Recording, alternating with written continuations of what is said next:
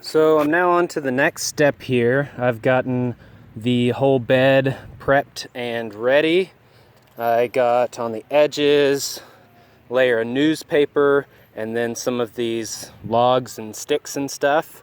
And then I did built up, like I did on the other part I showed you, some of the extra dirt from desodding along the edges to hold that in place, seal it off, hold in the water a little more, that kind of stuff. I desodded a little extra here so I can do a jostaberry here and a jostaberry here to continue that zigzag that I'm doing with all the berry bushes, and those should be coming probably in the next few days.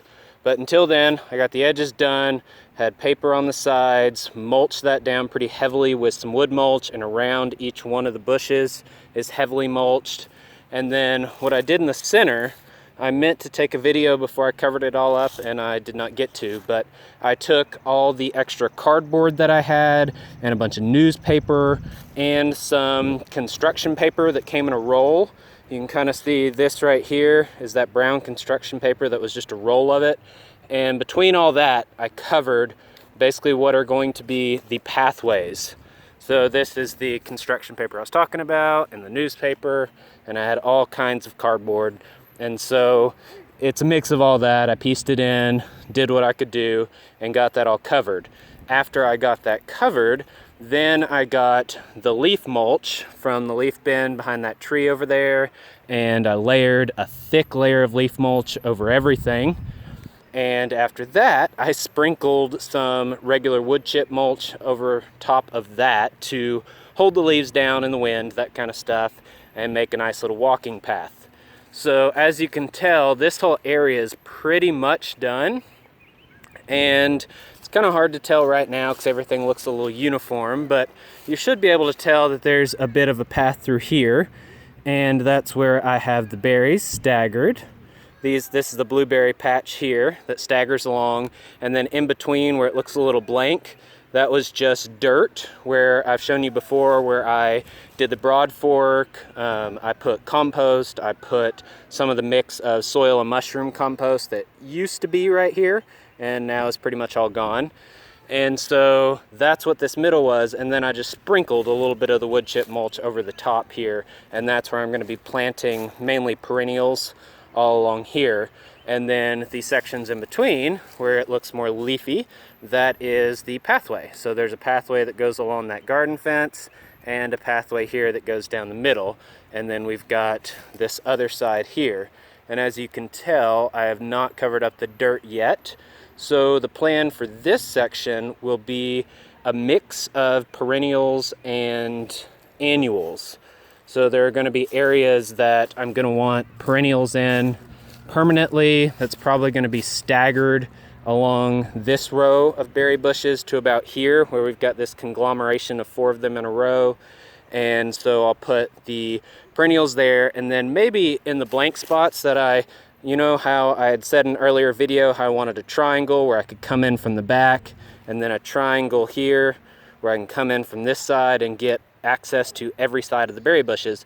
I don't need that yet. The bushes aren't big enough. They're not going to be producing much, especially these saplings that I harvested. They were the suckers off of other blueberry bushes. I don't think they'll produce anything. There are some little berries on there starting. I just am very doubtful about that here. And even if they do, it's little. I can handle that. So I might do annuals in the middle of what these blank triangles will end up being in the future.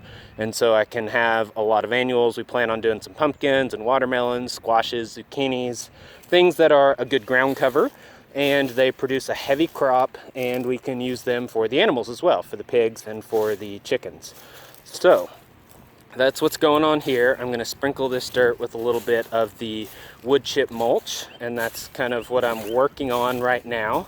You can see I've started on the back end of this side, and I am beginning to do that on the rest of this dirt, and then this section will be pretty much done.